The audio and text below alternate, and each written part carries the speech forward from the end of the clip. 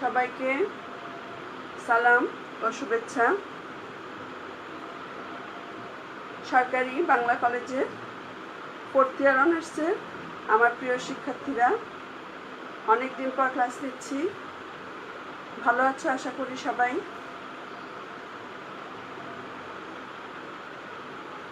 তোমাদের পড়াচ্ছি আমি নিউক্লিয়ার রসায়ন। আমরা পড়তে পড়তে অনেক পড়েছি নিউক্লিয়ার রসায়ন। অলরেডি নিউক্লিয়ার রসায়ন জিনিসটা আমার মনে হয় তোমাদের ভিতর ভালোভাবেই প্রবেশ করেছে। আচ্ছা, তাহলে আজকে আমরা পড়বো হলো মেইনলি পড়বো আমরা চ্যাপ্টার 9। গতদিন আমরা চ্যাপ্টার 8 সম্পূর্ণ করেছি, 7, 8 শেষ। আমরা আজকে চ্যাপ্টার 9 শুরু করব। চ্যাপ্টার 9 হলো নিউক্লিয়ার সেফটি। আচ্ছা, চ্যাপ্টার 9টা মানে আমরা এতদিন যে নিউক্লিয়ার কেমিস্ট্রি পড়েছি, হ্যাঁ, আমরা নিউক্লিয়ার কেমিস্ট্রির বিক্রিয়াগুলো কিভাবে হয়, কিংবা এই নিউক্লিয়ার কেমিস্ট্রি করার জন্য আমাদের কী ধরনের ইনস্ট্রুমেন্টাল প্রয়োজন হয়, এই ধরনের অনেক জিনিস আমরা আয়ত্ত করেছি। কিন্তু এই যে কোনোই তেজস্ক্রিয়তা, নিউক্লিয়ার কেমিস্ট্রি সম্পূর্ণটাই দেখলে যে আমরা আলফা রশ্মি, গামা রশ্মি, বিটা রশ্মি এগুলো বের হচ্ছে। তাহলে এই যে nuclear chemistry alpha, beta, gamma এসব রশ্মি বের হচ্ছে, তাহলে এগুলো সবই কি তেজস্ক্রিয়, রেডিও অ্যাক্টিভ।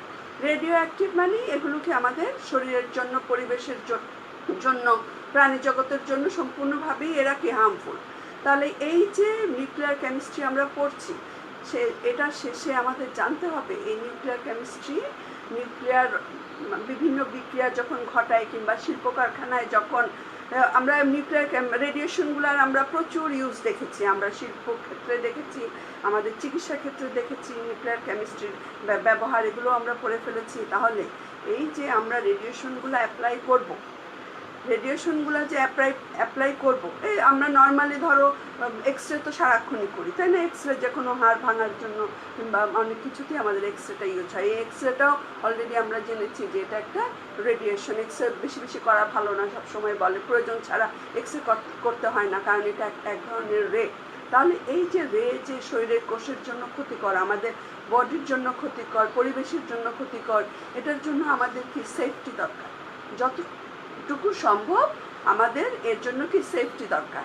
তাহলে এই সেফটিটা কিভাবে আমরা নিব, আর নিউক্লিয়ার রসায়ন মানে নিউক্লিয়ার বিক্রিয়াগুলো অ্যাপ্লাই করলে কিংবা কোনো পারমাণবিক বিস্ফোরণ হলে কী ধরনের ক্ষতির সম্মুখীন হতে হয়, এই জিনিসগুলো আমরা এই চ্যাপ্টার 9 নিউক্লিয়ার সেফটিতে জানি।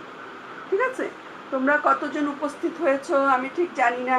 আমাদের তো বারবার বলে যে আমাদের আগে কিন্তু যেভাবে ক্লাস নিয়েছি দ্রুত এগিয়েছি, তোমাদের পড়াও অনেকটুকু হয়ে গেছে, কিন্তু ওই যে তোমাদের সাথে ইন্টারাকশনের জন্য গতদিন আরেকটা ক্লাসে আমি বলেছিলাম যে স্যারও মনে হয় তোমাদের নোটিশ করেছেন সবাইকে জুম অ্যাপস ডাউনলোড করার জন্য। এখন আমি যখন ক্লাস নেই, এই যে এখনই দেখি তোমরা কয়জন আছো, ঠিক আছে? এই যে আমি এখন দেখলাম, হ্যাঁ, কতজন আছো, অতজন তো থাকো না, কিন্তু এখন এই যে ফেসবুকে ক্লাসটা নিচ্ছি, হ্যাঁ, এই ক্লাসটা যখন নেই আমরা কিন্তু এটা আবার শেয়ার দিয়ে দিই, কারণ তোমরা যে ক্লাসে থাকো না ওরা কিন্তু আবার পরে ক্লাসটা দেখে নিতে পারো। কিন্তু আমি এখনো জানি না জুমে যখন ক্লাস নিব তখন তোমাদের সাথে মানে আমাদেরও তো খুব আগ্রহ, তোমাদের কতটুকু আগ্রহ আমি ঠিক জানি না, কিন্তু আমাদের খুব আগ্রহ, মানে তোমাদের চেহারা এতদিন ধরে দেখতে পাচ্ছি না, এটা মানে খুব মানে আমাদেরও হতাশায় ভোগায়। হ্যাঁ, মানে খুব আগ্রহ যে তোমাদের ফেসগুলো একটু দেখি। হ্যাঁ, জুমে ক্লাস নিলে হয়তো এতদিন ধরে ক্লাস নিচ্ছি, একদিন অর্ধেক ক্লাস না আমি শেষই করলাম তোমাদের সাথে কথা বলে একটু চেহারা দেখে, কিন্তু এই যে কয়জন যে ক্লাসে উপস্থিত থাকো এটা একটা সমস্যা। মানে আমার কাছে কিন্তু ধরো তোমরা ক্লাস করো ফুকুমনি, শাকিল, তারপর সাদিয়া, তারপর মাহবুব, কে যেন একজন আছে, মানে তোমাদের সাথে তো আমার আসলে ওইভাবে পরিচয় হয় নাই, এই ফেসবুকে এখন এই ক্লাস নিতেই মানে পরিচয়, কিন্তু ওইভাবে তো খুব কমই তোমাদের সাথে আমার দেখা সাক্ষাৎ হয়েছে। মানে অনেকের নাম কিন্তু ওই যে তোমরা যারা ক্লাস করো নামগুলো কিন্তু আমার কাছে নোট করাও আছে, যে কে কে ক্লাস করে, বেশি ক্লাস করে, কে কম করে, ক্লাসগুলোও নোট করা আছে। হ্যাঁ, আলামিন একজন আছে, ওরা ক্লাস করে, সাদিয়া, টুকুমনি, বললাম না, শাকিল, আর একটা আছে মাহমুদ নাকি কি যেন নাম ওর, কি বলে, ওই যে মাহবুবুর রহমান মনে হয়, মাহবুবুর রহমান, ও রেগুলার ক্লাস করে। তাহলে এই যে জুমে যদি ক্লাস নেই, ওটা তোমরা বলতে পারবে, আমি না পারলেও তোমরা বলতে পারবে যে জুমে যে ক্লাস নিব ওইটাকে এই এই এই যে এখন যে ক্লাস নিচ্ছি ফেসবুকে, এটার মতো শেয়ার দিতে পারবো কিনা। ওটা মনে হয় শেয়ার হয় না, কারণ আমি আমার ছেলেকে ক্লাস দেখি যে করে, ওদের গুগল মিটে করে ওরা, আর করে হলো ইয়েতে, যে বলে জুমে, জুমে জুমে আগে বেশি করতো, এখন দেখি গুগল মিটে ওরা বেশি করে। আচ্ছা, কিন্তু ওদের ক্লাসগুলো তো কখনো শেয়ার দেয় না, একবার দেখলে একবারই তখনই শেষ হয়ে যায়। সেজন্য ধরো আমাদের কলেজে কিন্তু মিটিং হয়, মাসে একটা মিটিংয়ে আমরা অ্যাটেন্ড করি, তখন জুম মিটিং অ্যাটেন্ড করা হয়, সবাই যে যে কথা বলতে চায় চেহারা দেখানো যায়, কিন্তু তো ওগুলো তো শেয়ার হয় না। সেজন্য আমি জানি না যে জুমে যদি তোমাদের কোনো দিন অ্যাটেন্ড করি ওটা শেয়ার হবে কিনা।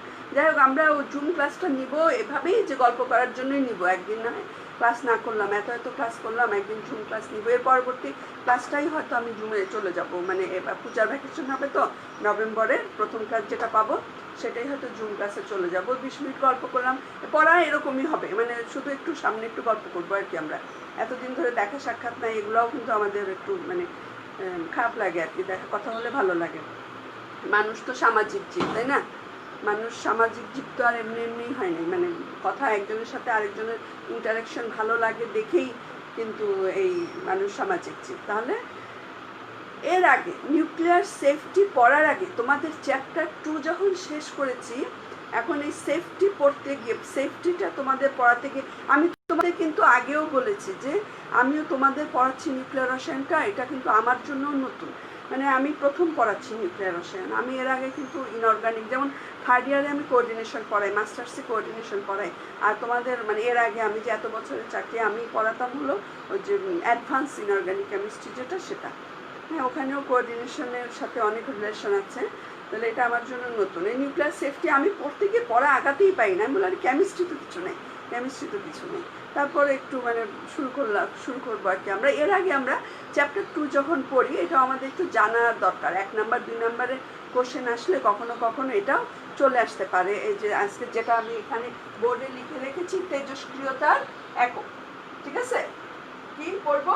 ইউনিটস অফ, পড়বো কি? তেজস্ক্রিয়তার একক, units of radioactivity. Chapter 2তে তোমরা দেখবে তোমাদের একটা মানে চ্যাপ্টার 2 একটা পাঠ্য আছে, ইউনিটস অফ রেডিও অ্যাক্টিভিটি। তো ইউনিটস অফ রেডিও অ্যাক্টিভিটি সাধারণত দুইভাবে কাউন্ট করা হয়। একটা, এখন কিন্তু রেডিও অ্যাক্টিভিটির ইউনিটস আমরা যে ম্যাথ যখন করেছি দেখছি, মানে এত ক্ষয়, এত decay per second, per minute, per day, per year, বিভিন্নভাবে আসতে পারে। মানে কতটা ক্ষয় হয় 1 সেকেন্ডে, কতটা ক্ষয় হয়, বা 1 মিনিটে কতটা রেডিয়েশন মানে ক্ষয়প্রাপ্ত হচ্ছে, নিউক্লিয়াস ক্ষয়প্রাপ্ত হচ্ছে। এভাবে কিন্তু আমরা ম্যাথস যখন করেছি দেখেছি যে ইউনিটসগুলো এভাবে কাউন্ট হয়, কিন্তু ইউনিটস হিসাবে আমরা পড়ি নাই। সেজন্য ইউনিটস কিন্তু দুইভাবে ক্যালকুলেশন করা হয়। একটা হয় রেডিও অ্যাক্টিভ ক্ষয় দ্বারা, আর একটা হয় শক্তি, কতটুকু শক্তি বেরিয়ে যায় এটা দ্বারা। তাহলে ইউনিটস কীভাবে মানে মাপা হয়? দুইভাবে মাপা হয়। একটা হয় তেজস্ক্রিয় ক্ষয়, মানে নিউক্লিয়াস কতটা ক্ষয়প্রাপ্ত হলো, খেয়াল করো। একটা হলো তেজস্ক্রিয় ক্ষয়, মানে নিউক্লিয়াস কতটা ক্ষয়প্রাপ্ত হচ্ছে। আরেকটা হচ্ছে হলো শক্তি কতটুকু বেরিয়ে যাচ্ছে। হ্যাঁ, একটা নিউক্লিয়াস থেকে কতটুকু শক্তি বেরিয়ে যাচ্ছে। তাহলে প্রথমে আমরা কতটা ক্ষয় হচ্ছে সেটার উপর ভিত্তি করে, কতটা ক্ষয় হচ্ছে সেটার উপর ভিত্তি করে, এটা দুইভাবে হয়। দুইভাবের ভিতর একভাবে আমি লিখেছি। একটা ক্ষয় হয় হলো, একটা হয় হলো ক্ষয়ের পরিমাণ, নিউক্লিয়াসের ক্ষয়ের পরিমাণ। কিভাবে? নিউক্লিয়াসের ক্ষয়ের পরিমাণ, এটা লিখি নাই আর কি, বুঝছো? একটা হলো নিউক্লিয়াসের ক্ষয়ের পরিমাণ দিয়ে, আরেকটা হয় হলো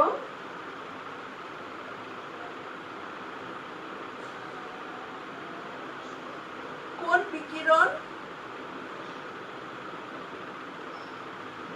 বিকিরণ কত শক্তি প্রদান করে। শক্তি একটু লিখে নাও, খাতায় লিখে নাও।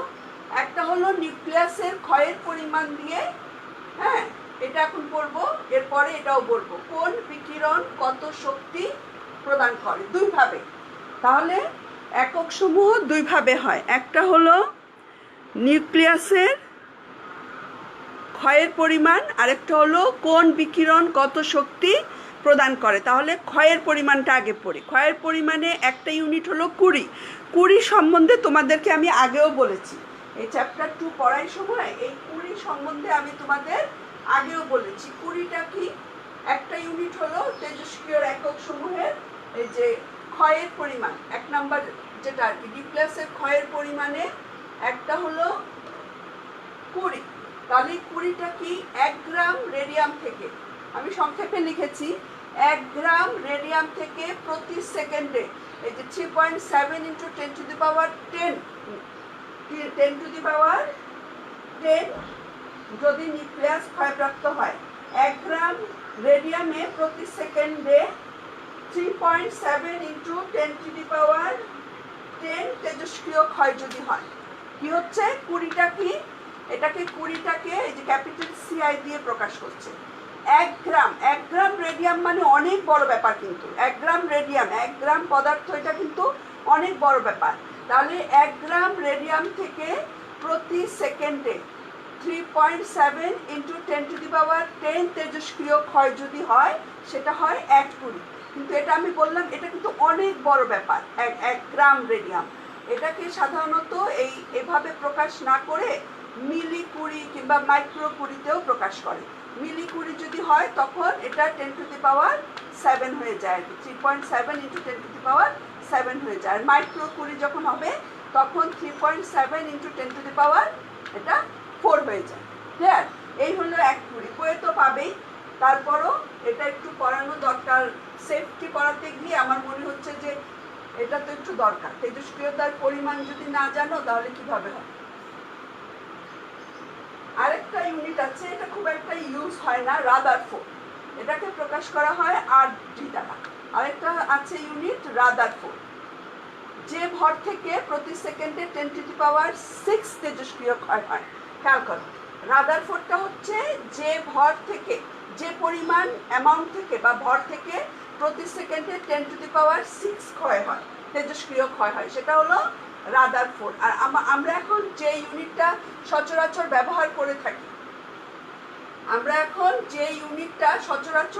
ব্যবহার করে থাকি, সেটা হলো এই যে আমরা যে ম্যাথস করলাম, যে ইউনিটটা আমরা ব্যবহার করি, প্রচলিত ইউনিট হলো বা এই যে সহজতম বলা হচ্ছে, এই বেকারেল ইউনিটটা হলো সহজতম। বেকারেলটা হলো এই যে এটাকে প্রকাশ করা হয় BeQ দিয়ে।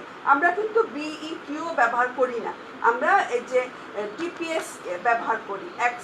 এটা হলো DK/সেকেন্ড, DPS। ব্যাকটেরিয়াল ইউনিটটা কিন্তু এই 1 ব্যাকটেরিয়াল ইকুয়াল টু কিন্তু 1 DPS।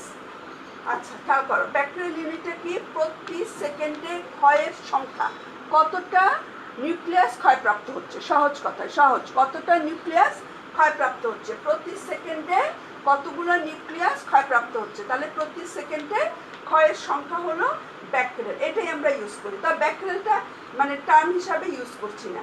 তাহলে এটা কি হচ্ছে? প্রতি সেকেন্ডে, সহজে যদি আমি বুঝাই, প্রতি সেকেন্ডে ক্ষয়ের সংখ্যা, একটা ক্ষয় যদি হয় 1 সেকেন্ডে, সেটা হলো 1 ব্যাকটেরিয়াল। 1 ব্যাকটেরিয়াল ইউনিটটা কি?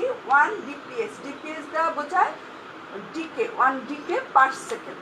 এটাকে দেখো, আমরা যখন ম্যাথস করেছি তখন দেখেছি এটাকে কখনো সেকেন্ডে ইউজ করে, ডেও ইউজ করে, এই যে পার সেকেন্ডের এখানে, কিংবা অর্ধায়ু যখন আমরা ক্যালকুলেশন করি তখন ওখানে কিন্তু দেখো ইয়ারও ইউজ করে, মানে DK/সেকেন্ড বা DK/মিনিট, এভাবে এটা ইউজ হয়। তাহলে এই 20 আর ব্যাকটেরিয়ালের ভিতর সম্পর্কটা কি? 1 কুড়ি হচ্ছে 3.7 × 10⁻10 DK/সেকেন্ড, বা এই DK/সেকেন্ডকে কি ব্যাকটেরিয়ালি বলা হয়। আমরা ইউজ করি এখন এই যে DK/সেকেন্ড, এই ইউনিটটা DK/সেকেন্ড। তুমি বইয়ে দেখবে, ক্ষয় বইয়ে কিভাবে লেখা থাকে, ক্ষয় মানে ডিকে এত মিনিট, হ্যাঁ, এত ক্ষয় পার মিনিট বা সেকেন্ড বা ডে বা ইয়ার, এভাবে লেখা থাকে। ঠিক আছে? এই ব্যাকটেরিয়াল ইউনিটটাকেই আমরা ডিপিএস দ্বারা ইউজ করছি। তাহলে 1 কুড়ি হচ্ছে 3.7 ইন্টু 10⁻10 ব্যাক্টেরিয়াল বা ডিকে পার সেকেন্ড। ঠিক আছে, এই গেল। তাহলে এটা 4 নাম্বার বলছে এই ব্যাক্টেরিয়াল যেটা সেটাই কিন্তু প্রতি একক সময়ে ক্ষয়ের সংখ্যা, প্রতি একক সময়ে ক্ষয়ের সংখ্যা। ঠিক আছে, তাহলে তোমাকে যদি কখনো বলা হয় যে একটা তেজস্ক্রিয়তা হলো 100 ব্যাক্টেরিয়াল, ঠিক আছে, একটার তেজস্ক্রিয়তা একটা, আজকে যারা উপস্থিত আছো একটু নাম লিখে আমাকে পোস্ট করবা, কারণ আমি দেখতে চাই। কারণ এই যে শুধু ওয়াচিংয়ে আসলে এই যে ও কিন্তু ক্লাস করে, এক্সকোটিক শোভা, ও কিন্তু ক্লাস করে। হ্যাঁ, এখন হচ্ছে কি শুধু ওই ওয়াচিংয়ে আসলে হয় কি আমি বুঝতে পারি না, তোমরা একটু একটা কথা টথা বলে মানে ম্যাডাম বুঝছি কিংবা এরকম একটা কিছু বলে ই করো। আমি যে জুম ক্লাসে তোমাদের সাথে কথা বলতে চাচ্ছি, আমি দেখতে চাচ্ছি যে ম্যাক্সিমাম কতজন নিয়ে আমি ওই ক্লাস করতে পারবো সেজন্য। আচ্ছা, প্রতি একক সময়ে ক্ষয়ের সংখ্যা তোমাকে যদি বলে যে 100 ব্যাক্টেরিয়াল বলতে কি বোঝো, শর্ট কোশ্চেন হয় না, 1 নাম্বার 2 নাম্বার দিয়ে আসে। 100 ব্যাক্টেরিয়াল বলতে বা তেজস্ক্রিয়তা 100 ব্যাক্টেরিয়াল বলতে কি বুঝছো? এটা দিয়ে কি বোঝায়, এটা দিয়ে কি বোঝা যায়? এটা দিয়ে বোঝা যাবে যে নমুনা হতে 1 সেকেন্ডে 100টি নিউক্লিয়াস ক্ষয়প্রাপ্ত হয়। 100 ব্যাক্টেরিয়াল যদি এরকম শর্ট কোশ্চেন আসে, তেজস্ক্রিয়তা 100 ব্যাক্টেরিয়াল বলতে কি বুঝছো, তাহলে তোমাকে যে নমুনাটা দেওয়া থাকবে লিখতে হবে নমুনা হতে 1 সেকেন্ডে 100টি নিউক্লিয়াস ক্ষয়প্রাপ্ত হয়ে অন্য নিউক্লিয়াসে রূপান্তর হয়। সহজ জিনিস না, কিন্তু জানতে তো হবে। এটা আমি স্কিপ করেছিলাম, তো এটা আর কি জানলা আর কি। 1 সেকেন্ডে 100টি নিউক্লিয়াস ক্ষয়প্রাপ্ত হলে ওটাকে কি বলে? 100 ব্যাক্টেরিয়াল। এটা হলো তেজস্ক্রিয় পদার্থ থেকে যে ক্ষয় হচ্ছে, নিউক্লিয়াস ক্ষয় হচ্ছে, সেটার উপর ডিপেন্ড করে। আবার শক্তি, আরেকটা ইউনিট হয় হলো শক্তি, কত শক্তি প্রদান করে, এর আগে লিখেছিলাম। হ্যাঁ, কত শক্তি, হ্যাঁ, শক্তির উপর ভিত্তি করে আরেকটা ইউনিট, কত শক্তি প্রদান করে, এটার উপর ভিত্তি করে আরেকটা ইউনিট আছে। এটাও তোমরা জানো, রঞ্জন কথাটা শুনছো, রঞ্জন রে বা এক্স রে, ওই যে এক্স রে, তাই না, আমরা এক্স রে করাই যে, ওটা শক্তি। গামারে যে গামারে বা রঞ্জন রশ্মি কি গামারে, ওটা হলো কি শক্তি।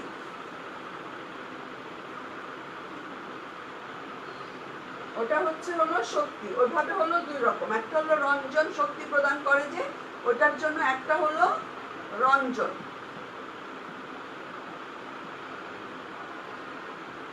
রঞ্জন এটাকে আর দ্বারা প্রকাশ করে, ক্যাপিটাল আর, এটা কি এক্স রে ব্যাপারটা আর কি।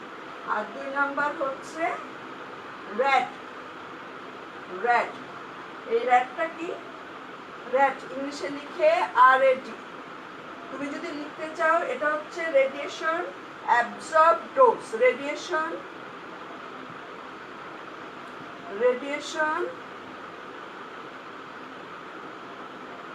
Absorb dose. ঠিক আছে, এই 2টা ইউনিট শক্তি প্রদানের উপর ভিত্তি করে, এই 2টা ইউনিট। ঠিক আছে, তাহলে এই রঞ্জন বা গামারশ্মি ব্যাপারটা কিরকম, রঞ্জন বা গামারশ্মি ব্যাপারটা কিরকম? এই রঞ্জন রশ্মি বা গামা রশ্মি, এক্স রশ্মি একই। 1 গ্রাম বাতাসে রঞ্জন রশ্মি কি করে, 1 গ্রাম বাতাসে 1 বইয়ে পাবে 1.61 ইন্টু 10⁻12 আয়ন যুগল তৈরি করে। ঠিক আছে, রঞ্জন রশ্মিটা কি করে, 1 গ্রাম বাতাসে, রঞ্জন রশ্মি মানে তোমার শক্তি প্রদান যে করছে, এটা কিভাবে ক্যালকুলেট করা হয়? 1 গ্রাম বাতাসে, 1 গ্রাম বাতাসে কি করে, 1.61 ইন্টু 10⁻12 আয়ন পেয়ার তৈরি করে। রঞ্জন রশ্মিটা কি করে, 1 গ্রাম বাতাসে 1.61 10⁻12 আয়ন যুগল যদি সৃষ্টি করে, সেটাকে আমরা 1 রঞ্জন বলি আর কি। ঠিক আছে, আর এটুকুই জানো। এরপর আসো হলো র্যাট, যে পরিমাণ রশ্মি প্রতি গ্রাম পদার্থে 100 আর্ক শক্তি প্রদান করে, যে পরিমাণ রশ্মি, এটা তো রশ্মির পরিমাণ আসছে তাই না, শক্তি প্রদান করে। র্যাটটা কি, যে পরিমাণ রশ্মি মানে এক্স রে, যে পরিমাণ রশ্মি 1 গ্রাম পদার্থে 100 আর্ক শক্তি প্রদান করে। 1 গ্রাম পদার্থে 1 গ্রাম, একটু খোলা থাকলেই খালি, 1 গ্রাম পদার্থে 1 গ্রাম পদার্থে কি করে 100 আর শক্তি প্রদান করছে। ঠিক আছে, এটা হচ্ছে কি রেড।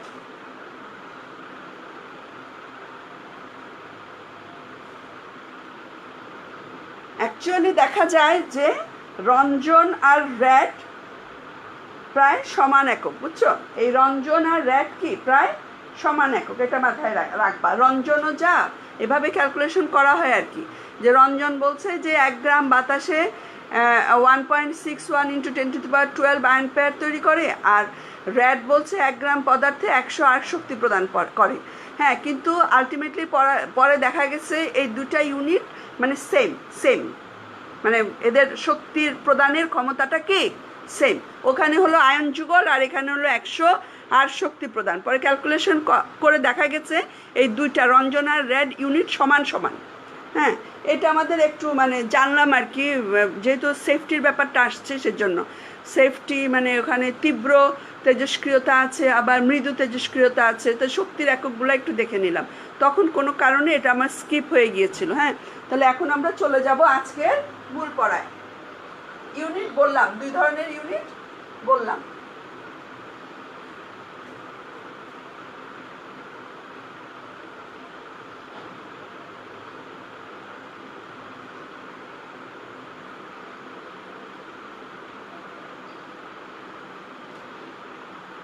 আমরা চ্যাপ্টার 9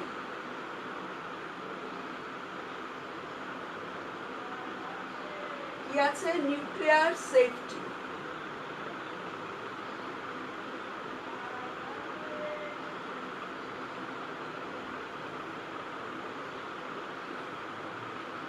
নিরাপত্তা, নিউক্লিয়ার সেফটি। কি পড়বো আমরা? Nuclear safety.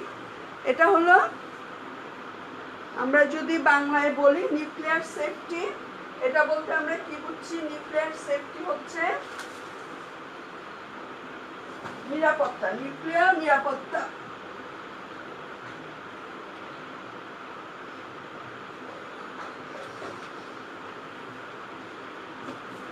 সিলেবাস প্রথমেই দেখবে আছে হলো কি আছে তোমাদের, রেডিয়েশন এক্সপোজার। রেডিয়েশন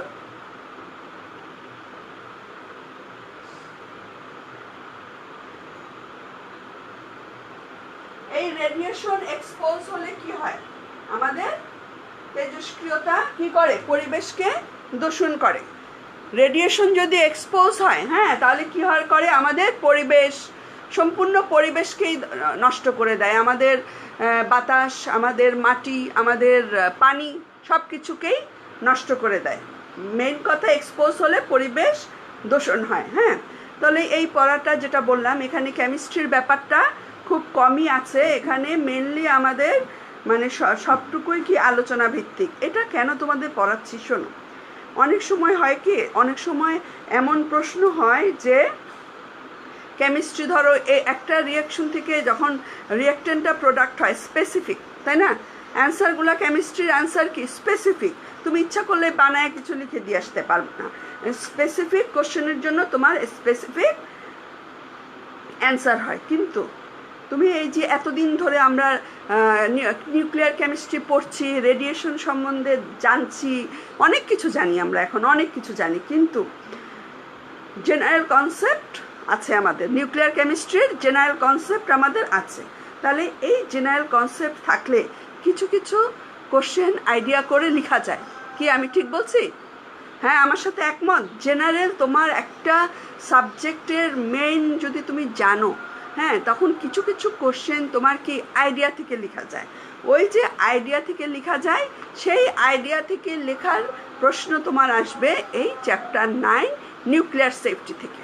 ঠিক আছে, এই নিউক্লিয়ার সেফটি থেকে আসবে। তাহলে আজকে আমার পড়ানোর উদ্দেশ্য হলো সেটাই। ধরো তুমি জানো না, কোশ্চেনের অ্যান্সার তুমি জানো না, তাহলে যে কোশ্চেনটা তুমি আইডিয়া থেকে লিখবে, সেই আইডিয়া থেকে লেখার পড়া হলো আমাদের আজকে। তাহলে এই যে তেজস্ক্রিয়তাটা আমরা একটু বলি, এই ওয়ার্ল্ডে যে তেজস্ক্রিয় পারমাণবিক বিস্ফোরণ হলে কি হয়, তেজস্ক্রিয়তা হয়।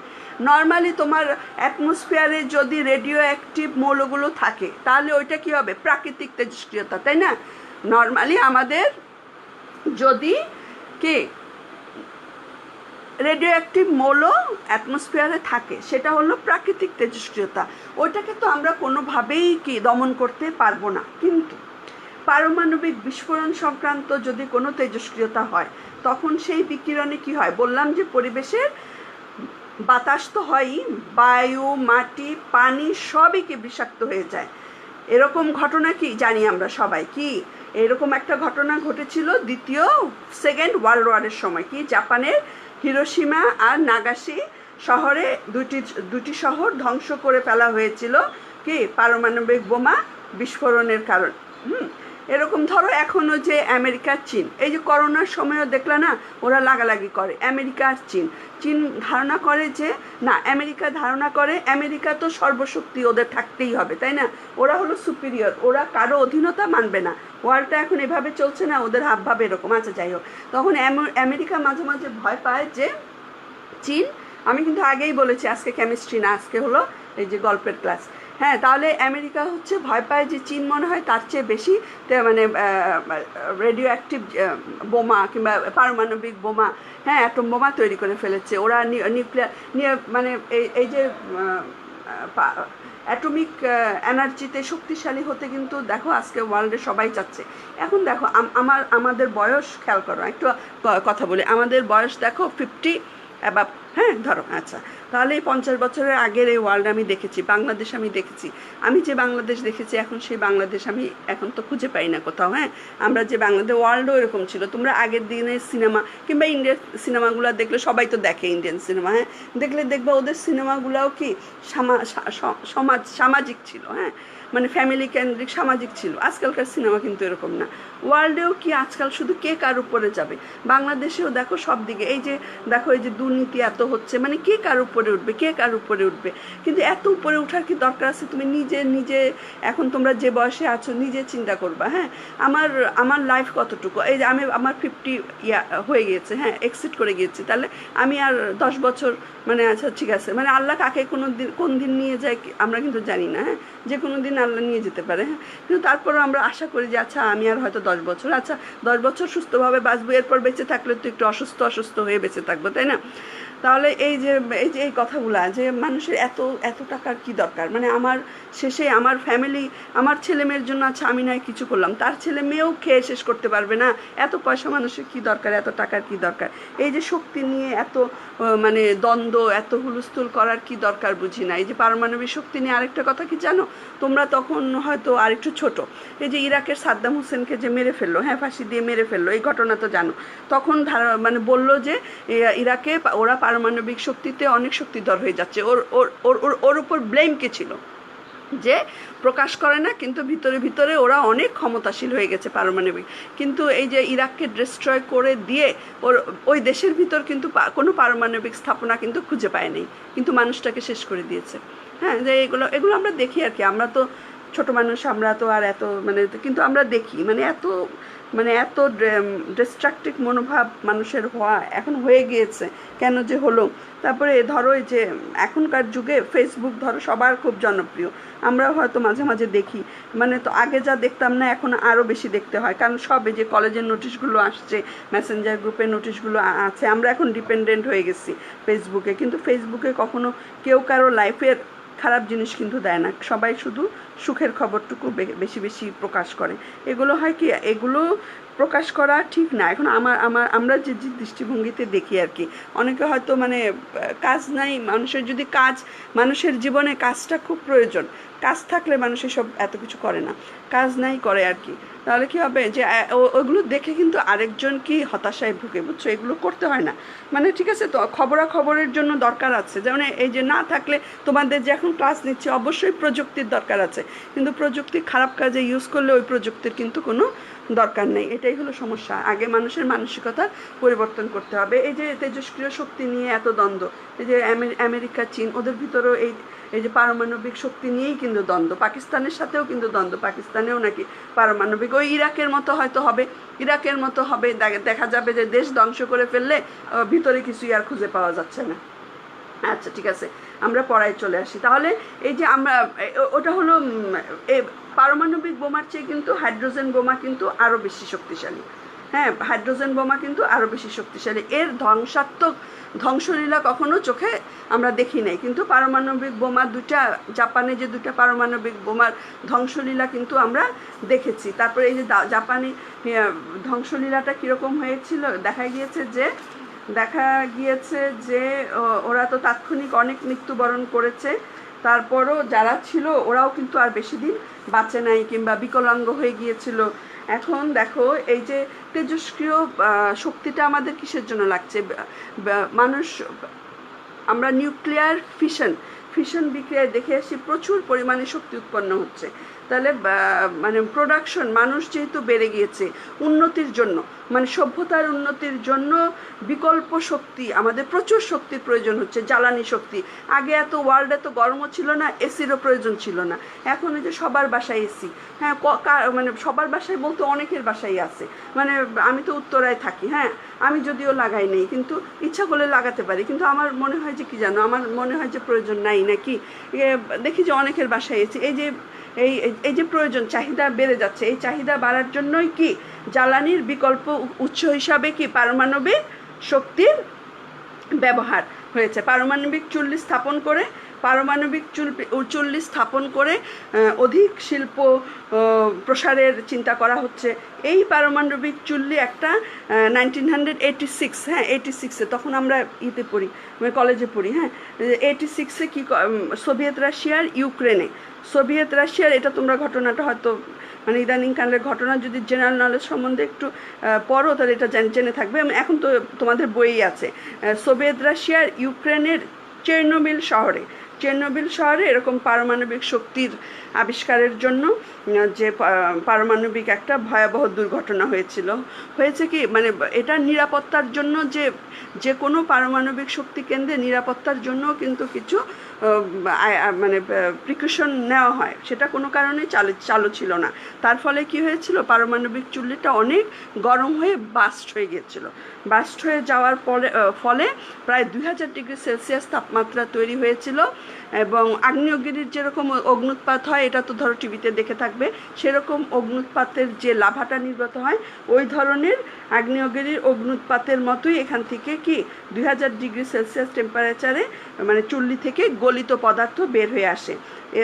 তাৎক্ষণিকভাবে ওখানে 2000 মানুষের প্রাণহানি ঘটেছিল তাৎক্ষণিকভাবে। এই যে তেজস্ক্রিয়তার যে ভয়াবহ যে ক্ষতি, সেজন্য বলা হয় তুমি যখন তেজস্ক্রিয় কোনো প্ল্যান্ট চালু করবা সেটা মানে লোকালয় থেকে দূরে, সবচেয়ে প্রথম তোমার যে জিনিসটা খেয়াল করতে হবে কি লোকালয় থেকে দূরে করতে হবে। তেজস্ক্রিয় পদার্থে যে পারমাণবিক শক্তি যে উৎপাদনের সময় মেনলি কি নিউক্লিয়ার ফিশনে কিন্তু সবচেয়ে বেশি পারমাণবিক শক্তি মানে তৈরি হয়। তাহলে এখান থেকে কি তেজস্ক্রিয় বর্জ্যটাও তোমার ক্ষতিকর, আর যেটা বের হচ্ছে মানে উৎপন্ন পদার্থ যেটা হচ্ছে সেটাও ক্ষতিকর।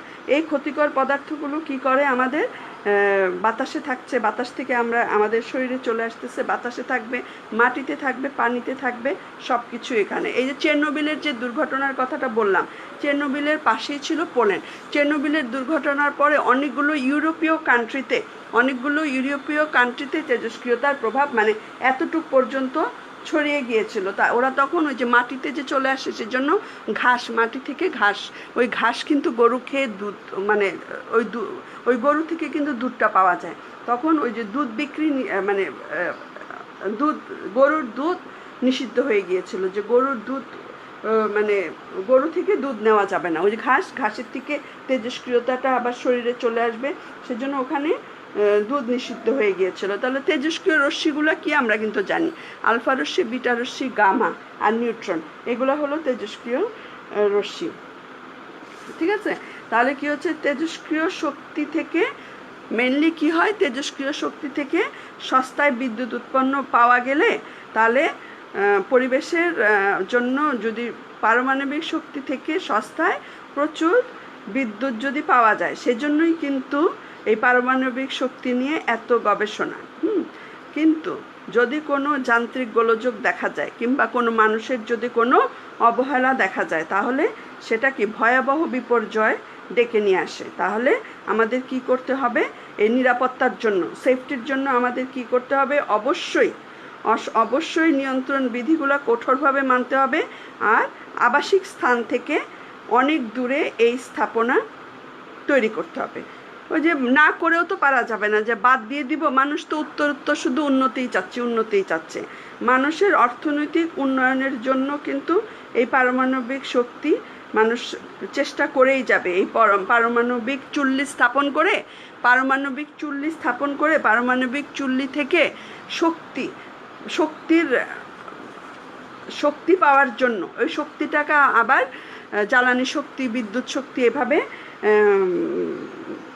ট্রান্সফার করে এটা মানুষ চেষ্টা করেই যাবে। তাহলে এই পারমাণবিক শক্তির চেষ্টা মানুষ করেই যাবে, এটাকে নিয়ন্ত্রণ করা যাবে না। তাহলে এখন আমরা বলি, আমাদের বাংলাদেশে কি নিউক্লিয়ার শক্তির প্রয়োজন আছে? আমাদের বাংলাদেশের অবস্থা, বাংলাদেশে এতক্ষণ বললাম যে ওয়ার্ল্ডে কি হচ্ছে, বাংলাদেশে কি নিউক্লিয়ার শক্তির প্রয়োজন আছে? বললাম কিন্তু যে আলোচনা থেকে এটার অ্যান্সার হবে। বই পড়বে, বইয়ে আছে, আমি তো বইয়ের বাইরে বলি না। কিন্তু নিউক্লিয় শক্তি, বাংলাদেশের নিউক্লিয় শক্তির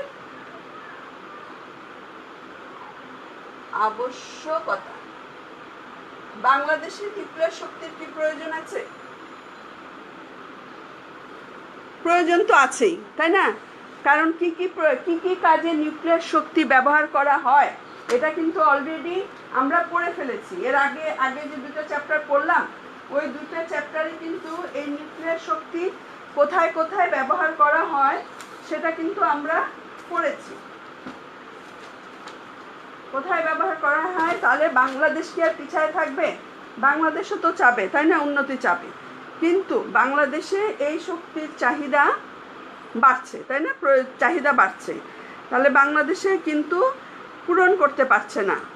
বাংলাদেশে এই চাহিদা পূরণের জন্য বিভিন্ন বিদ্যুৎ কেন্দ্র নির্মিত হলেও দেশের চাহিদা পূরণ করতে পারছে না। বাংলাদেশে পারমাণবিক চুল্লি অত সহজে সমাধান দিতে পারে না, পারমাণবিক চুল্লি, কারণ পারমাণবিক চুল্লি স্থাপন কি অত্যন্ত ব্যয়বহুল। সেই জন্য বাংলাদেশ অতটা আগায় যেতে পারছে না। কিন্তু তারপরও সাভারে গণকবাড়ি জায়গায় আণবিক শক্তি গবেষণা কমপ্লেক্স একটা আছে। সাভারে গণকবাড়ি, আমাদের এই সাভার তো আর বেশি দূর না ঢাকা থেকে, ঢাকায় তো। সাভারের গণকবাড়িতে একটা কি পারমাণবিক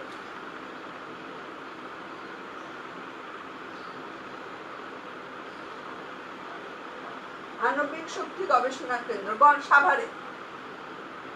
সাভারে একটা আণবিক শক্তি গবেষণা কমপ্লেক্স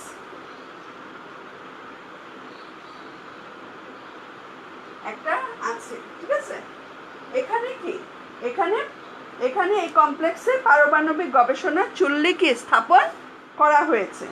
তাহলে এই যে আণবিক শক্তি গবেষণা কমপ্লেক্স আছে, এই আণবিক শক্তি গবেষণা কমপ্লেক্স যে গবেষণা, কিন্তু হ্যাঁ, এটা মেনলি গবেষণার জন্য ইউজ করা হয়। মানে ওই প্রোডাকশন আমাদেরকে দিবে, মানে একদম পারমাণবিক চুল্লি স্থাপন করে শক্তি বের করে নিয়ে আসবে, ওই পর্যায়ে যেতে পারে না, কারণ ওগুলাই অনেক খরচ, বাংলাদেশের পক্ষে অতটা সম্ভব না। তাহলে এরা কি করে, মেনলি গবেষণা কাজ করে। কি কি ক্ষেত্রে গবেষণা কাজ করে? একটা করে হলো নিউট্রন সক্রিয়ণ বিশ্লেষণ, এই গবেষণা কাজগুলো করে। নিউট্রন সক্রিয় বিশ্লেষণ, নিউট্রন রেডিওগ্রাফি। তুমি মেনলি জানবে যে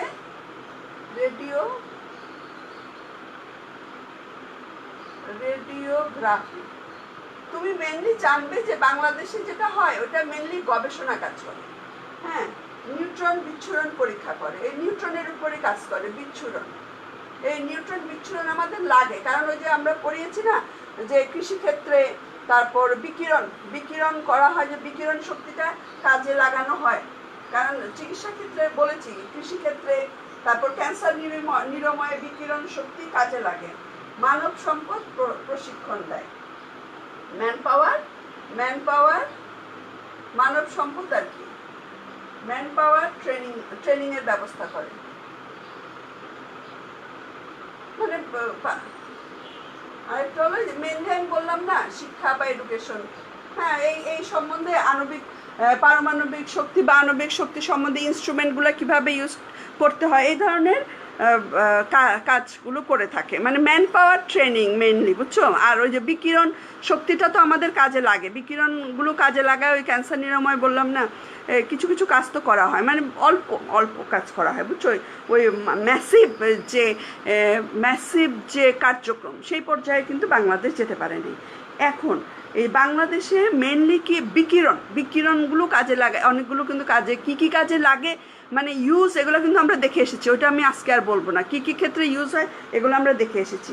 এই যে বিকিরণ প্রযুক্তিতে প্রয়োগের জন্যই কিন্তু বাংলাদেশের এই আণবিক শক্তি গবেষণা কমপ্লেক্স, মানে এখানে মেনলি কাজ করা হয় হলো শিক্ষা দেওয়ার জন্য, বুঝছো? শিক্ষা, ম্যান পাওয়ার ট্রেনিং, এই ধরনের কাজগুলো। গবেষণা লব্ধ কাজ ওরা অতটাও করতে পারে না। হ্যাঁ, তাহলে বিকিরণটা কি হলো? উচ্চ ক্ষমতা সম্পন্ন একটা ব্যাপার। হ্যাঁ, এই বিকিরণটা যে কাজে লাগায় বিভিন্ন কাজ করা হয়। কি কাজ করা হয় এই বিকিরণটাকে কাজে লাগায়?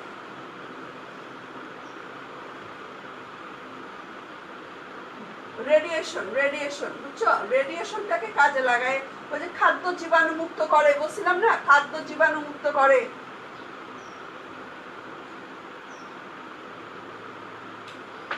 বাংলাদেশে মেনলি কাজে লাগাই হলো বাংলাদেশে মেনলি কাজ হয় হলো বিকিরণ, তেজস্ক্রিয়তার বিকিরণ প্রযুক্তির প্রয়োগ। বাংলাদেশে মেনলি এই যে তেজস্ক্রিয়তার কি হয়, এই বিকিরণ প্রযুক্তিটার প্রয়োগ হয়। তাহলে এই যে বিকিরণটা কি ধরনের, ধরো এই যে কোবাল্ট 60 থেকে, বলছিলাম খেয়াল আছে, কোবাল্ট 60, সিজিয়াম 137, এগুলো থেকে কি করা হয়? গামা রশ্মি, এক্স-রে, বিকিরণ কারা? গামা রশ্মি, এক্স-রে, ইউভি বা আইআর। ঠিক আছে, এই যে রশ্মিগুলো বের হয়, এই রশ্মিগুলা চিকিৎসা আর শিল্প ক্ষেত্রে, তাই না? কৃষিক্ষেত্রে, চিকিৎসা ক্ষেত্রে, শিল্পক্ষেত্রে, কৃষিক্ষেত্রে ব্যাপক উন্নয়ন সাধন করে থাকে। ওকে, এই যে আমাদের মেইন দরকার এই যে এটা, আমাদের বাংলাদেশের অ্যাসপেক্টে এটা বিকিরণ প্রযুক্তি, এগুলা থেকে এই রশ্মিগুলা বিকিরণ হয়। এই বিকিরণ শক্তিগুলা কোথায় আমরা কাজে লাগাই? চিকিৎসা ক্ষেত্রে কাজে লাগাই। চিকিৎসা ক্ষেত্রে কোথায় কাজে লাগাই পড়ে এসেছি।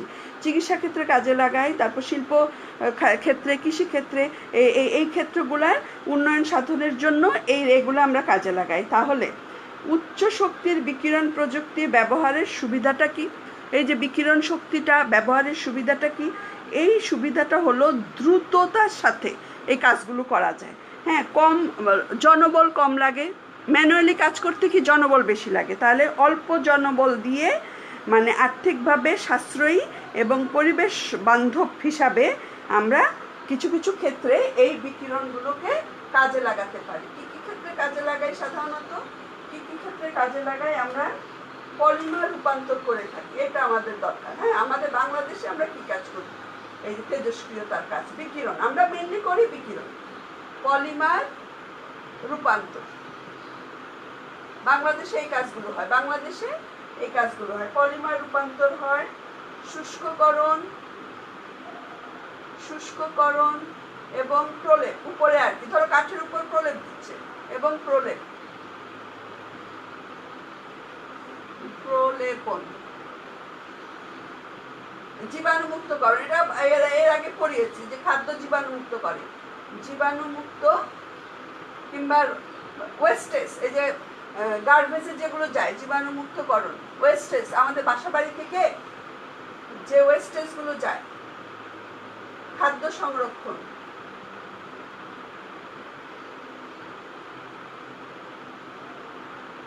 পরিবেশগত প্রয়োগ,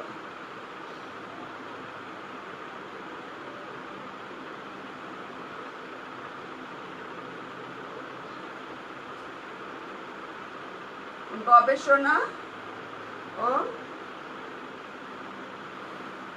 উন্নয়ন কাজে, গবেষণা ও উন্নয়ন কাজে বিকিরণ শক্তির প্রয়োগ, বিকিরণ শক্তির প্রয়োগ। এই বাংলাদেশের আসপেক্টে, এগুলো বাংলাদেশের আসপেক্টে এই কাজগুলো করা হয়। পলিমার রূপান্তর মানে কি? পলিমার, ধরো একটা পলিমার আছে, ওটাকে আবার বিকিরণ দিয়ে কি করা হয়, ক্রস লিঙ্ক বাড়ায় দেওয়া হয়। খেয়াল করো, এগুলো কিন্তু তোমরা কিন্তু ওই যে ইয়ে মনে হয় পড়াচ্ছে, জাকিয়া পড়ায়, হ্যাঁ, পলিমার ক্রস লিঙ্ক বাড়াইলে হলে কি ধর্মের চেঞ্জ হয়। কি করা হয়, ক্রস সংযোগ করে প্লাস্টিক দ্রব্যের ক্রস সংযোগ করে যে প্লাস্টিকটা আছে তার তাপ সহনীয়তা, আবার স্থিতিস্থাপকতা, এগুলো বৃদ্ধি করা হয়। ঠিক আছে, এই বৃদ্ধি করার ফলে এই নতুন নতুন কি পলিমার রূপান্তর করা হয়। এই পলিমারগুলো এই যে কেবল, টেলিফোন, তারপর টেলিভিশন, কম্পিউটার, বিভিন্ন বৈদ্যুতিক ক্ষেত্রে, কিংবা গাড়ির টায়ার, জাহাজ, ট্রান্সফরমার, সুইচ বোর্ড, ইলেকট্রিকের সুইচ বোর্ড, এগুলো বিভিন্ন কাজে বিভিন্ন ব্যবহার করা হয়। তাহলে পলিমারগুলো রূপান্তর করা হয় কিভাবে, বিকিরণ প্রয়োগ করে ক্রস লিঙ্কের সংখ্যা বাড়ায়, হ্যাঁ, ক্রস লিঙ্ক, এদের তাপ সহনীয়তা আর কি, তাপ সহনীয়তা, স্থিতিস্থাপকতা, রাবার বৈশিষ্ট্য বাড়ায়। তারপর কি করা হয়, এই বিভিন্ন ভ্যারাইটিস কাজে এগুলোকে ব্যবহার উপযোগী করা হয়। তারপর শুষ্ককরণ আর প্রলেপন, যেটা বলছে, ধরো কাগজ, কাঠ, ধাতু, ধরো তোমরা এখন ওই যে লেমিনেটিং করা হয়, ওখানে ওটা তাড়াতাড়ি শুকানোর জন্য লেমিনেটিং পেপার, কিংবা ফ্লপি ডিস্ক, সিডি, এগুলো তাড়াতাড়ি শুকানোর জন্য, এই আর্দ্রতাটা শুষ্ক করার জন্য এখানে বিকিরণ কৌশলটা ইউজ করা হয়। ঠিক আছে, আগে তো লেমিনেটিং ছিল না, এখন আসছে, দেওয়ার সাথে সাথেই তো এগুলা মেশিন থেকে বেরিয়ে শুকায় যাচ্ছে, এখানে বিকিরণ কৌশলগুলো কাজে লাগানো হয়। তারপর জীবাণুমুক্তকরণে আসতেছে তোমার, ধরো আমরা এই যে ডিসপোজেবল, মানে একবার ইউজ করে ফেলে দিচ্ছি, সিরিঞ্জ, ক্যাথেটার, হ্যাঁ, বিভিন্ন সুচ একবার ইউজ করে ফেলে দিচ্ছি, বুঝছো, এইগুলাকে জীবাণুমুক্ত, কিংবা আমরা হাতের গ্লাভস ইউজ করছি, হ্যাঁ, ফেলে দিচ্ছি, এই যে জিনিসগুলোকে জীবাণুমুক্ত করার কাজে, কিংবা মেডিকেলে যখন অস্ত্রোপচার করা হয়, হ্যাঁ, তখন ওটাকে রে দ্বারা কী করা হয়, জীবাণুমুক্ত করা হয়, এভাবে এই কাজগুলো করা হয়। আর খাদ্য সংরক্ষণ তো এর আগে আমি আলাপ করেছি, খাদ্য সংরক্ষণেও রে ইউজ করা হয়। আরেকটা হলো পরিবেশগত প্রয়োগ, যেটা 5 নম্বরে, এটা একটু দেখো। পরিবেশগত প্রয়োগ যেটা আমরা কি করি, যে শিল্প কারখানার বর্জ্য হয়, আমাদের বাসা বাড়িরও বর্জ্য হয়, ঠিক আছে, মেনলি শিল্প কারখানার বর্জ্য বলে। একটা শিল্প কারখানা কিন্তু কখনোই শোধনাগার ছাড়া তৈরি হতে পারে না। ওই যে ইএফটি, তোমরা না কি বলবে, ইফ্লুয়েন্ট প্ল্যান্ট এইচএসসি লেভেলে আছে, তোমরা কি পড়েছো, ওই সিলেবাসটা আমি ঠিক জানি না, হ্যাঁ, মানে ওই প্ল্যান্ট ছাড়া, শোধনাগার প্ল্যান্ট ছাড়া সাধারণত কোনো কি বলে ইন্ডাস্ট্রির অনুমোদন দেওয়া হয় না, হ্যাঁ, অনুমোদন হয় না, কিন্তু বাংলাদেশে হয়, বুঝছো, টাকা খরচ করলে বাংলাদেশে সবই হয়ে যায়। তাহলে ওই যে বর্জ্য যেগুলো হয়, হ্যাঁ, শিল্প কারখানা থেকে যে বর্জ্যগুলো হয়, ওই বর্জ্যের উপর যদি বিকিরণ ব্যবহার করা হয়, তাহলে সহজেই কি ওই পরিবেশ দূষণের হাত থেকে রক্ষা পাওয়া যায়। ধরো তুমি ধরো তুমি কোনো কেমিক্যাল ইউজ করে বর্জ্যকে শোধন করবা, সেই শোধনে তোমার কিছু বিক্রিয়ক কিন্তু থেকেই যায়, মানে যদি দেখো, একটা বিক্রিয়ক কিন্তু সহজে সম্পূর্ণ প্রোডাক্ট হয় না, সেখানে কিছু বিক্রিয়ক থেকেই যায়, মানে সম্পূর্ণ ডিস্ট্রয় কিন্তু তোমার বর্জ্য শোধন কিন্তু কেমিক্যালি হবে না। কিন্তু তুমি যদি বিকিরণ কৌশল ইউজ করো, তাহলে নির্গত কঠিন বর্জ্যগুলোকে আলাদা করা হয়, তরল বর্জ্যগুলোকে আলাদা করা হয়, পরে দুইটাকে ভিন্নভাবে কঠিন বর্জ্যগুলোকে দূষণমুক্ত করে কি করা হয়, বিকিরণ দিয়ে দূষণমুক্ত করে পুনরায় ব্যবহার উপযোগী করে ফেলা হয়।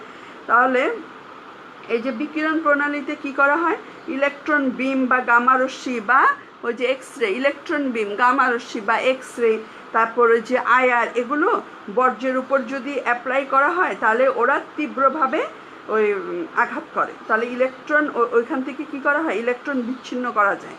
তাহলে এভাবে বর্জ্য পদার্থগুলো কি হয়, শোধিত হয়ে যায়। এই যে বর্জ্য পদার্থগুলো শোধিত হলো, তাহলে তোমার পরিবেশের জন্য মানে পরিবেশ আর নষ্ট হলো না। এছাড়া আজকাল কি করা হয়, আজকাল এই যে বিভিন্ন বারবার এই যে পলিথিন, প্লাস্টিক, মেলামাইন এগুলো ইউজ করতে কিন্তু নিষেধ করা হয়, কারণ এগুলো সস্তায় তৈরি হয়, সেজন্য এগুলো প্রচুর পরিমাণে ইউজ হচ্ছে, কিন্তু এগুলো কিন্তু বায়োডিগ্রেডেবল না, ওই যে প্রকৃতিতে এরা কিন্তু মিশে যায় না। পলিথিন ড্রেনগুলো তো সব জলাবদ্ধতা হয়ে যায়, ড্রেন কিংবা নালা, এগুলো শুধু জলাবদ্ধতা হয় কি এই যে পলিথিন দিয়ে, প্রকৃতিতে এরা মিশ্রণীয় না বলে কি হচ্ছে, পরিবেশ দূষিত হয়ে যাচ্ছে। কিন্তু এখন এই যে আমাদের যেটা বলছিলাম, সাভারের যে পরমাণু শক্তি গবেষণা প্রতিষ্ঠান যেটা আছে, সেটা কিন্তু প্রাকৃতিক পলিমার তৈরি করেছে, বুঝছো, প্রাকৃতিক পলিমার তৈরি করেছে। যেটা প্রাকৃতিক পলিমার যদি তুমি ইউজ করো, সেটা কিন্তু এই যে প্রকৃতির সাথে মিশে যাবে, সেটা আর বর্জ্য তৈরি হবে না। এটা ওই যে ক্রসলিং বাড়ায় কিন্তু প্রাকৃতিক পলিমার তৈরি করেছে। তাহলে প্রাকৃতিক পলিমার যদি ইউজ করা হয়, সেটা প্রকৃতিতে মিশে যাবে এবং সেটা কি পরিবেশ বান্ধব হয়ে যাবে। আর জুটিন, একটা নাম শুনেছো কিনা, জুটিন, জুটিন এটা কিন্তু কিছুদিন আগে, মানে 2-3 বছর আগে জুটিনের আবিষ্কার হয়েছে, কিন্তু 2-3 বছর আগে জুটিন আঁশ থেকে, পাটের আঁশ থেকে বাংলাদেশের একজন বিজ্ঞানী টিনের বিকল্প হিসাবে জুটিন, জুটিন এটা কি টিনের বিকল্প, টিনের বিকল্প, টিনের বিকল্প হিসাবে জুটিন আবিষ্কার করেছে। এখানে কি করা হয়, বিকিরণ প্রণালী ব্যবহার করে প্রাকৃতিক আঁশের শক্তি বৃদ্ধি করা হয়েছে, বুঝছো, পাট থেকে পাটের যে আঁশ থাকে, এই পাটের আঁশের উপর বিকিরণ প্রণালী ব্যবহার করে এই আঁশের কি শক্তি বৃদ্ধি করা হয়েছে। এই শক্তি বৃদ্ধি করার ফলে এই শক্ত আঁশ কি হয়, গৃহস্থালী সামগ্রী এমনকি এটা থেকে ঢেউটিন পর্যন্ত, পাট থেকে উৎপন্ন চট দিয়ে ঢেউটিন পর্যন্ত তৈরি করা যাচ্ছে। এই ঢেউটিন বলা হচ্ছে, আমাদের যে প্রচলিত ঢেউটিন আছে, সেই ঢেউটিনের চেয়ে মজবুত, শক্ত এবং মরিচারোধী, এবং অবশ্যই কি আর্থিকভাবে এটা অনেক সাশ্রয়ী এবং পরিবেশ বান্ধব এবং মানে সস্তা। মানে কি করা হয়, পাটের যে আঁশ থাকে, খেয়াল করো, আবার আমি কথাটা বলি, পাটের যে আঁশ, পাটের আঁশ এটা তো পানি শোষণ করে, পাটের আঁশ পানি শুষে নিবে। এই পাটের আঁশের উপর বিকিরণ অ্যাপ্লাই করে এই পাটের আঁশের কি করা হয়েছে, শক্তি বৃদ্ধি করা হয়েছে, শক্তি বৃদ্ধি করা হয়েছে। এই বৃদ্ধি করার ফলে এই পাটের আঁশ দিয়ে যে চট তৈরি করা হয়, এই চটে এটাকে পানিরোধী করা হয়েছে, পানিরোধী করা হয়েছে। তারপর এটাই কি করা হয়, এই জুটিনটা কি এই ঢেউটিনের বিকল্প হিসাবে, ঢেউটিন তো যে পরিমাণ টাকা লাগে, এটা অত খরচ না। তারপর এটা মানে পানিরোধী, যেহেতু পানি পড়বে না, সেজন্য ঢেউটিনের বিকল্প হিসাবে মনে হয় এখনো তেমনভাবে ইউজ হচ্ছে না, কিন্তু এটা আবিষ্কার তো হয়েছে। বাংলাদেশে তো ওই যে জানি না, বাংলাদেশে তো যে কি জানে, ওই যে একটা ভাইরাস, করোনা ভাইরাসের একটা ওষুধ আবিষ্কার করলো না, বায়োটেক, ওটা তো দেখো কোনো কথা নাই, মানে ওরা যদি যাই না, ওরা যদি সাকসেসফুল হয়, বাংলাদেশে সহজে কেউ সাকসেসফুল হতে পারে না, কারণ গুরুত্ব দেয় না কোনো কিছু। হ্যাঁ, আচ্ছা যাই হোক, এই পাটের আঁশের ওইটা যদি ওইভাবে প্রপার ব্যবহার করতো, এটার আরও প্রচলন হয়ে গেলে দেখা যেত যে সবাই ব্যবহার করছে। এই আজকে আলোচনা করলাম তোমাদের। আরেকটা জিনিস বলি, রেডিও অ্যাক্টিভ পলিউশন, হ্যাঁ, রেডিও অ্যাক্টিভ পলিউশন আর সিম্বল অফ রেডিও অ্যাক্টিভিটি। তোমরা কিন্তু সিম্বলটা জানো, ইন্টারমিডিয়েটের বইয়ে আছে সিম্বল।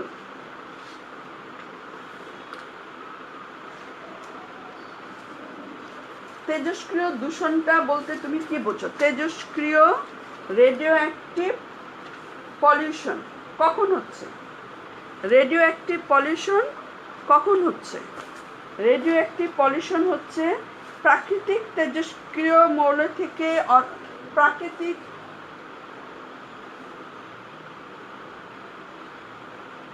সামনের দিন শেষ হয়ে যাবে আর কি, আলোচনায় তো এরকম আরো কিছু আলোচনা হবে আর কি। কি বলেছিলাম? তেজস্ক্রিয় দূষণ,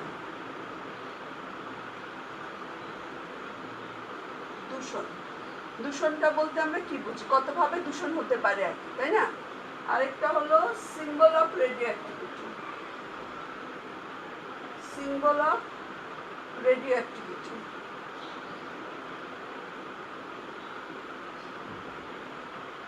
প্রতীক,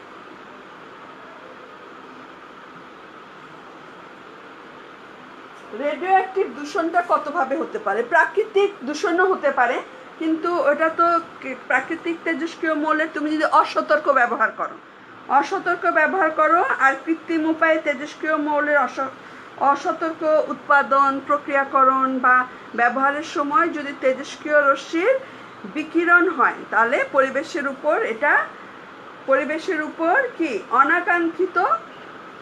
অনাকাঙ্ক্ষিত তেজস্ক্রিয় দূষণ করে থাকে। আর তেজস্ক্রিয় সিম্বলটা তোমাদের জানো কি না? তেজস্ক্রিয় সিম্বলটা তুমি এই যে সেফটির সাথে কথা চলে আসতেছে, তুমি যে আমরা যে সেফটি, নিউক্লিয়ার সেফটি নিয়ে কথা বলছি, এটার সাথে সিম্বলের জনিষ্ঠ চলে আসছে। তুমি যখন তেজস্ক্রিয় পদার্থ কিন্তু তুমি যদি কঠিন পদার্থ হয়, তেজস্ক্রিয় পদার্থ যদি কঠিন হয়, অনেক দিন পর্যন্ত যদি এটাকে মানে বদ্ধ জায়গায় আবদ্ধ করে রাখা হয়, ওই যে হাফ লাইফ বলে না, হাফ লাইফে পড়াইছি না, এটা ধীরে ধীরে ক্ষয় হতে হতে এটা কিন্তু শেষ হয়ে যায়, তেজস্ক্রিয়তাটা ওর নষ্ট হয়ে যায়।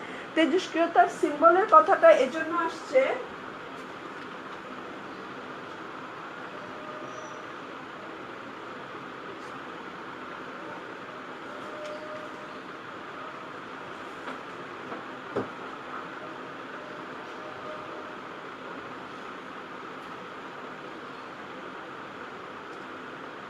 তেজস্ক্রিয়তার সিম্বলটা তোমরা এটা আমি কিন্তু পড়ানো আমার শেষ, সেগুলো হালকা কথাবার্তা আর কি, আমি টাইমটা করতেছি। মানে তেজস্ক্রিয়তার সিম্বলটা এই যে এরকম, খেয়াল আছে কি না? এখানে একটা ফোঁটা থাকে এরকম, তিনটা। তোমরা তো অনেকে স্টুডেন্ট পড়াও, জানবে আর কি। এটা ব্ল্যাক কালারের,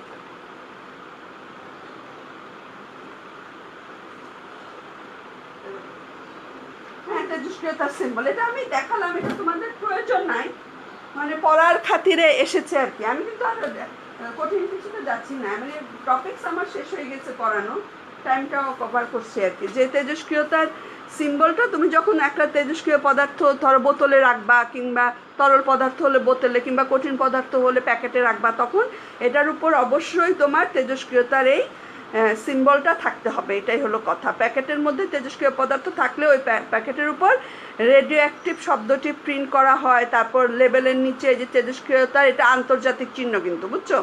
আন্তর্জাতিক চিহ্নটা, সংকেতটা, অনেকে ধরো পড়াশোনাতে যে মানে ধরো যারা অনেকে আছে না হ্যান্ডেল করবে হয়তো ল্যাবরেটরিতেও, হয়তো অত শিক্ষিত না, তখন এই সিলটা দেখে, মানে এই সাইনটা দেখে, চিহ্ন বা সংকেতটা দেখে, সিম্বলটা দেখে সে কিন্তু বুঝবে।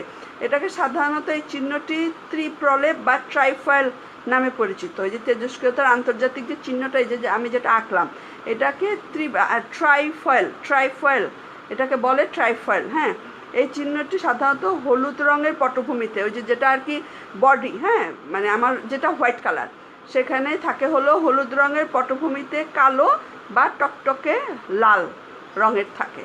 এটা মানে এরকম, মানে সাইনটা মানে কালো। আমরা তো আর এটা হলো এটার এটা এটা আর কি এই জায়গাটা হলুদ থাকে আর কি, এই জায়গাটা হলুদ থাকে, এই জায়গাটা হলুদ থাকে, আর এই যে এই চিহ্নগুলো কালো থাকে, কালো কিংবা লাল থাকে। হ্যাঁ, এই সাইনগুলো প্যাকেটের বা বোতলের গায়ে লিখতে হবে। এটা তোমাদের পড়ার জন্য না, আমি এমনি মানে তেজস্ক্রিয়তা পড়ছো জানলা আর কি, যে এটা অবশ্যই ফ্লেমে যে যে পদার্থগুলো ফ্লেমেবল ওগুলোর উপর তো এরকম ফ্লেমের ছবি দেওয়া থাকে।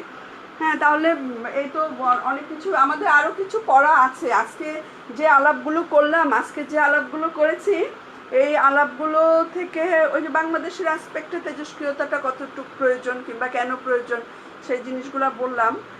তাহলে এরপরের দিন আমাদের এই ক্লাসটা শেষ হয়ে যাবে। আমি কিভাবে এই যে তেজস্ক্রিয়, আমি ওই জিনিসটায় আসি নাই কারণ আসতে তো পারি নাই, সময় তো আমাদের শেষ। এই যে আমরা ম্যানেজমেন্ট কিভাবে করব, আজকে আমরা মেনলি জানলাম যে তেজস্ক্রিয়তাটা কিভাবে ছড়ায়, কী ধরনের ভয়ঙ্কর ক্ষতিকর অবস্থা হতে পারে এগুলো সম্বন্ধে একটু ধারণা দিলাম। আর তেজস্ক্রিয়তাটা কী বলে, বাংলাদেশে তেজস্ক্রিয়তাটা কীভাবে প্রয়োগ হচ্ছে, মানে এটার যে প্রয়োজন আছে সেটা তো আর অনস্বীকার্য, প্রয়োজন তো আছেই। তারপরে এখন সামনের দিন আমরা পড়বো যে এই যে প্রয়োজন আছে কিন্তু আমরা এটাকে কিভাবে নিরাপদের সাথে আমরা হ্যান্ডেল করতে পারি, ঠিক আছে, এই জিনিসটাই মানে আমাদের নিজের সেফটি মেনটেন করে কিভাবে আমরা এটাকে হ্যান্ডেল করতে পারি, এটা ম্যানেজমেন্টটা আমাদের কীরকম হবে, ব্যবস্থাপনাটা, সেটা দিয়ে হয়তো সামনের ক্লাসটা আমাদের এই চ্যাপ্টারটা শেষ হয়ে যাবে। তাহলে আর কি সবাই দেখি সামনের ক্লাসটা ভাবে। আমি কিন্তু বললাম, আমি এখনও যে আমরা বললাম না আমাদের তো তোমরা জানবে, আমাকে একটু মেসেজও করতে পারো যে জুম ক্লাসটা আমি কি এখন যেমন এই ক্লাসটা আমি শেয়ার দিয়ে দিব, যারা ক্লাস করে নাই ওরা পরে দেখে নেয়, হয়তো কতটুক দেখে। এখন তোমরা 4th ইয়ারে পড়ো, কিছুদিন পরে চাকরি করবা, সংসার করবা, তোমাদের দায়িত্ববোধ তো নিজেদের হয়েই গেছে, নিজেদের তো কোনো প্রকারেই অবহেলা করবা না। প্রত্যেকদিন ক্লাসে বলি যে কোনোভাবেই নিজেদেরকে অবহেলা করবা না।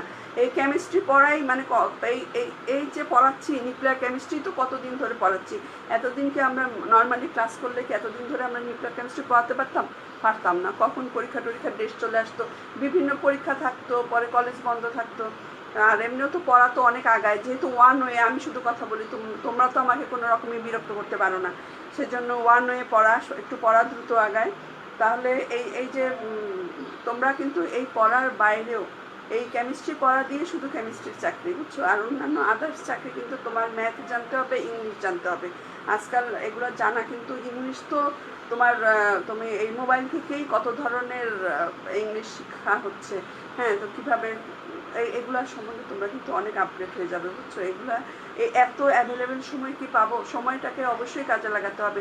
দেখো আমাদের এত বয়স হয়ে গেছে, তারপরও কিন্তু আমরা এখন আত্মতৃপ্তির জন্য এটা সেটা পড়ি। আমার এই কেমিস্ট্রি পড়ে কিন্তু কোনো তত কি আত্মতৃপ্তি হয়? তোমাকে যখন পড়াচ্ছি আমি বুঝি যে তোমাকে আমি আরও বেশি দিতে পারলে ওটা আমার আরও ভালো লাগবে, আরও বেশি বুঝাতে পারলে আরও ভালো লাগবে।